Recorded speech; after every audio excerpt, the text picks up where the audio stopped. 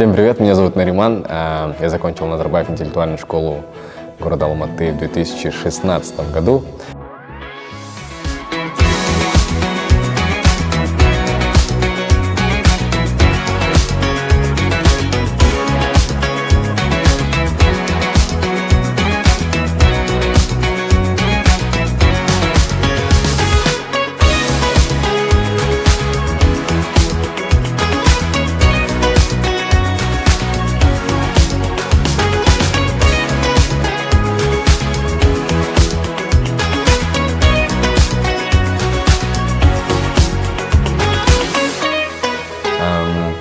Сейчас я работаю TikTok-продюсером, хотя я закончил Назарбаев университет в 2021 году по специальности инженер-строитель. Процесс поступления в НИШ был такой, что к нам в школу, в 165-й лицей, в котором я учился до НИШа, пришли представители НИШ, чтобы рассказать про школу. Но на презентацию этой школы пошел только мой папа и я, соответственно. Просто когда я рассказывал все это своим одноклассникам, они сказали: ой, зачем, осталось-то 2 года, давай здесь доучимся. По факту, когда уже проходили сами вступительные экзамены, сидело 40 моих одноклассников с параллельных классов, с моего класса. И все 40 человек поступили в Назарбаев интеллектуальную школу и оставили там человек 10 в 165-м лицее. И экзамены прошли достаточно легко, в плане того, что 165-й лицей был достаточно сильной школой, и мы почти... я был в топ-3 среди поступающих, поэтому особого труда не составило. Я вообще не готовился, то есть просто пропустил школу на тот момент. Вот. Лучшие воспоминания о школе. В силу того, что школа-то только открылась, она, в принципе, сама еще раскачивалась.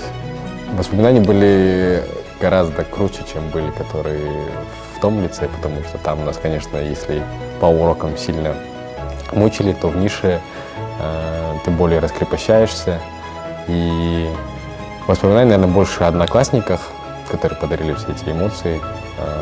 И в силу контраста, который был, мы это учились такой в советской школе, и ты приходишь, когда в такой ниш, тут везде интерактивные доски, там свой стадион с настоящим газоном, а не с пылью, которая там у нас есть обычно в советских школах. И это все настолько оседает, и понимаешь, что есть более широкие границы, помимо того, что были тогда там. И из первых, наверное, воспоминаний, которые есть, это, кажется, была 2-я неделя только обучения в школе, и у нас тогда были шкафчики. Для нас это тоже был контраст, для людей, которые учились в таких обычных школах, и поступить в школу, где есть шкафчики, это было супер классно.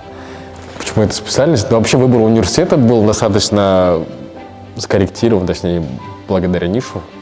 Изначально, когда я учился в 165-м лицее, там было направление физико-математическое, и она такая была, что все мы должны были поступить в Москву, в МГУ, в Бауманку, в Ломоносов университет. И цель была вот эта одна, то есть поступить в Москву и учиться там на какого-нибудь ядерщика физика, еще что-то такое, потому что уклон был школы на физико-математический.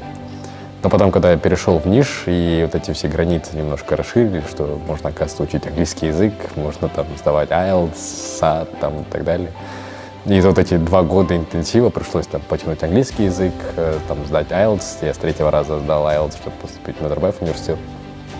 И то я думал, что Назарбаев университет это будет моим последним выбором. Я ставил на Корею и на Гонконг.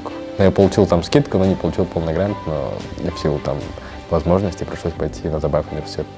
А по поводу выбора специальности, наверное, методом исключения, там было 4 вида инженерии.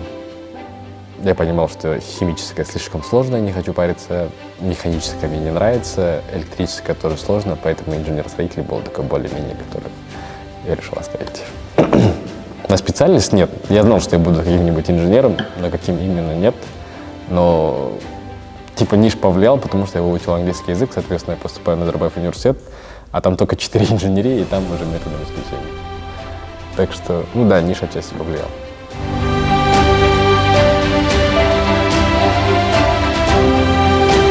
Вот тут было, куча шахматных досок. Я не знаю, мы либо хотели казаться умными, либо повыпендриваться, но мы играли в шахматы почти каждую перемену большую. И для нас было большое удивление, когда нам дали часовую перемену. Что нужно было час сделать.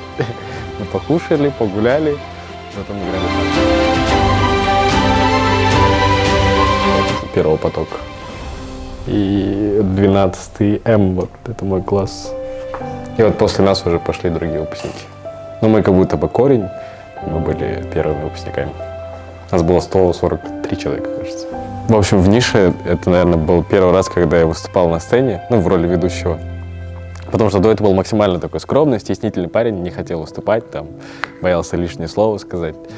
Но меня попросили, потому что у меня была такая хорошая дикция, я такой, ну, это, наверное, шанс попробовать, просто посмотреть, что да как. Тогда на Новый год проводился детский утренник для детей и учителей. И тогда я был ведущим. И мне сказали, блин, так классно провел. С тех пор до университета я не проводил ни одно мероприятие, но это был, наверное, отправной точкой, чтобы выступать дальше в университете. Потом уже пошли какие-то коммерческие эти мероприятия, где я начал выступать в роли ведущего. Так что да, наверное, это была моя первая сцена, где я выступал. Типа, добро пожаловать, уважаемые дамы и господа. Но я не с нуля в проекте.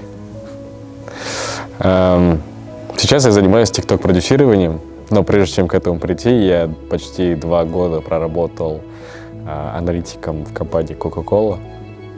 И параллельно занимался тиктоками, меня пригласили в команду Jump to Mars. На тот период меня позвали просто как актером-сценаристом по предмету математика. Jump to Mars — это проект как образовательный тикток-хаус. Числовые факты провода, от которых вы точно будете в шоке. Итак, 3 плюс 2 будет... Ха! Вот и все. Деньги вложены, осталось ждать. Длина окружности и площадь круга определялись через число π, а без него все круглое стало квадратным. Пи(r) квадрат — это площадь круга, а без π остается только площадь квадрата. Подождите, у меня от ваших разговоров аж голова кружится. Ой, квадратица! Ой, ладно, не нойте, вот ваше число π. Она вообще создавалась по той проблеме, что во время карантина все начали выходить в ТикТок, и было очень много развлекательного контента. И один вот наш основатель, Ерулан Кусаинов, он, то, что его деятели очень сильно начали залипать в ТикТоке и смотреть развлекательный контент, то есть не получали эту образовательную часть в период карантина. И тогда пришла идея создать вот этот образовательный ТикТок-хаус по нескольким предметам. Это вот были изначально химия, физика, английский язык, казахский язык и математика. Потом все это начали прибавлять, сейчас у нас порядка 8 предметов. И как все это было, что я параллельно занимался Кока-Колой и Jump to Mars, но в силу там, своих скиллов, так сказать, да, меня со временем повысили до проектного менеджера Jump to Mars, соответственно, сейчас занимаюсь как проектный менеджер команды, ну и плюс параллельно занимаюсь тем же, как и актер-сценарист, как и был до этого. Сейчас у нас 430 тысяч подписчиков в ТикТоке, в Ютубе 265 тысяч, ну, на данный момент. Мы получили серебряную кнопку от Ютуба. И такими темпами, короче, мне очень сильно понравилось заниматься ТикТоком, писать сценарии, продюсированием, все этими съемками заниматься. Соответственно, в силу вот этих нагрузки я решил расставить приоритеты и решил уйти из Кока-Колы. Хотя мне там все абсолютно нравилось, там и коллеги, и то, что я делал, в принципе. Но вот я решил поставить все-таки себя на первое место и решил уйти из Кока-Колы. И параллельно появились другие проекты, какие-то коммерческие были проекты. И появился второй проект, это Ултказнасы. Это проект совместно с Алтелом, точнее, это основная их идея Алтела. Идея заключается в Ултказнасы как цифровое наследие, про цифровое наследие Казахстана. То есть мы ездим по городам, рассказываем про каждый город, про его историю, про его культуру, может, какую-то туристическую часть, языки, то есть это которые диалекты, кухня, которая себя включает. И чтобы все это осталось как-то в цифровом пространстве. Потому что многие все равно у нас написаны там в книжках, на сайтах и так далее. А чтобы это было в таком видеоформате, мы решили вот создать такой проект Ултказнасы. Поэтому подписывайтесь, смотрите. У нас осталось еще совсем немного городов, которые осталось посетить. Вот. И в этих двух проектах Jump to Mars и Ултказнасы я являюсь проектным менеджером, то есть организовываю съемки, там, пишу сценарий, там, отчитываюсь перед клиентом, так сказать. Вот. План на Jump to Mars, наверное, расширять чуть аудиторию, потому что мы акцентировались на больше школьников. Сейчас, наверное, возьмем более такие взрослые предметы, может, чтобы повысить аудиторию. Ну и, наверное, выходить в YouTube больше в длинный формат, но пока еще думаем над этим. А Ултказнасы, наверное, закончить все города, как-то вот, чтобы это был такой большой архивный TikTok-аккаунт, в котором про каждый город есть абсолютно все. То есть ты можешь зайти, посмотреть, полистать там в любое время суток и узнать про этот город. Куда, условно, куда сходить, где покушать, что именно лучше покушать, типа, в чем особенность этого города, условно, там, в Таразе варят казы как-то по-другому, например. Или в Атырау любят фиш-бармак. Или там особенности диалектов в разных городах, чтобы ты мог там, если ты услышал, чтобы у тебя не было диссонанса, почему здесь так говорят. Потому что, ну, здесь так говорят. Потому что наука сейчас в целом непопулярна стала. То есть в силу вот этого инфо-цыганства в социальной сети, которое происходит, что можно заработать легкие деньги там за счет, там, не знаю, СММ и так далее. Да, есть люди, у которых есть к этому талант и так далее, но отговаривать там людей не учиться там на науку, там, на химию, биологию, когда, в принципе, на самом деле за этим будущее, а вот это все когда-нибудь закончится, там, переполнится рынок там СММщиков, мобилографов и так далее. Понятно, есть талантливые люди, вообще к этому вопросов нет, но когда просто ты, типа, человек учится там, условно, на химика-биолога, и просто он понимает, что на начальном этапе у него заработок будет не такой большой, а ему говорят, за счет мобилографии ты будешь зарабатывать 500 тысяч тенге. И он просто берет и уходит туда. Поэтому популяризируем науку, потому что наука на самом деле очень крутая. Типа там много чего можно научиться, много где можно работать, где можно раскрыть себе горизонты гораздо шире, чем за счет быстрого заработка денег. Поэтому мы стараемся ее популяризировать. Ну и в силу того, наверное, на тот момент, когда мы еще были школьниками, наверное, в школе преподавали предметы не таким интересным образом, а больше за зубрежку, там, чтобы мы просто заучивали и так далее. А мы стараемся преподнести, что школьный предмет, на самом деле, это очень интересно, они пригодятся вам в жизни. Поэтому, наверное, важно популяризировать науку. Потому что она стала немножко бесценна на данный момент. И вот наша задача, наверное, вернуть вот эту ценность науки. Личные мои ценности в людях. Главная семья. Ну, ценности, наверное, честность. Честность не только, наверное, перед самим собой в первую очередь. Честно говори себе, чего ты конкретно хочешь, там, не обманывать себя, там, не идти за быстрыми деньгами, как я сказал. Честность перед остальными людьми, там, не обманывать. Ну, наверное, да, первая ценность — это честность. И спорт. Занимайтесь спортом.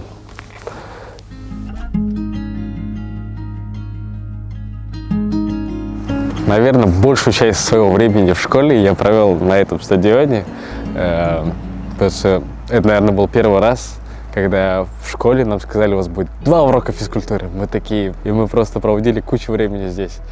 Тогда, кажется, проводились первые чемпионаты. Тогда проводился чемпионат среди частных школ, и нас, Назарбаев школу, позвали поучаствовать в этом чемпионате. Учителя физкультуры отобрали состав. И мы после школы садились в автобус, ехали там в разные школы частные. Это были Тяньшань, АИС.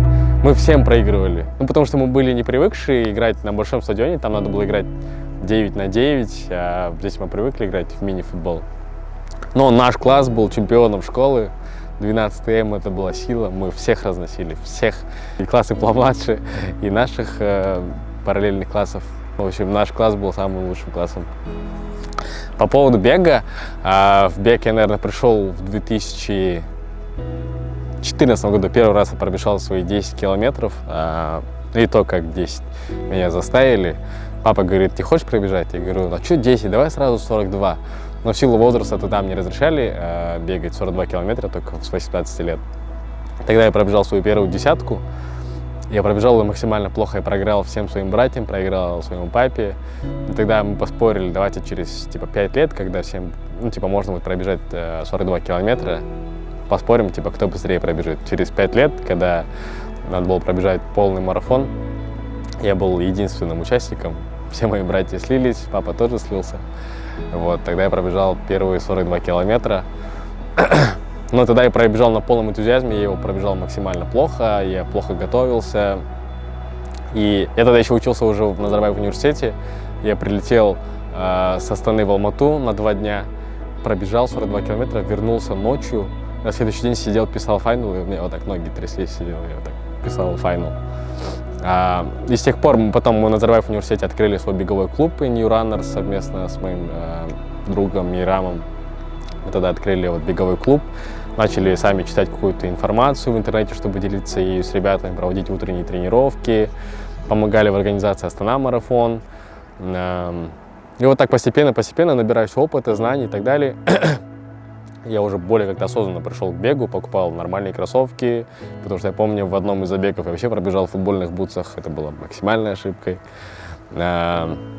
И вот так постепенно, но в период карантина, когда уже пришлось, надо было вернуться, вот эта идея с клубом, она осталась, получается, в университете, и надо было уже как-то профессионально развиваться. Я нашел здесь тренера, Алексей Гусаров, с ним я по сей день тренируюсь. Вот, сейчас он меня постоянно готовит, хотя я иногда халтурю страшно. Вот, и совместно с ним я уже поставил свои личные рекорды. На 10 километров это 38:50, на 21 километр это 1:23, и на 42 километра рекорд 3:05. И вот совместно с тренером я уже 3 года с ним тренируюсь. А идея Ironman пришла еще в университете, когда вот тот же Мирам сделал Ironman, и такой, блин, я тоже хочу. И эта идея во мне сидела, я долго не мог ее реализовать, потому что Ironman — это, во-первых, вопрос времени, вопрос дисциплины и вопрос денег.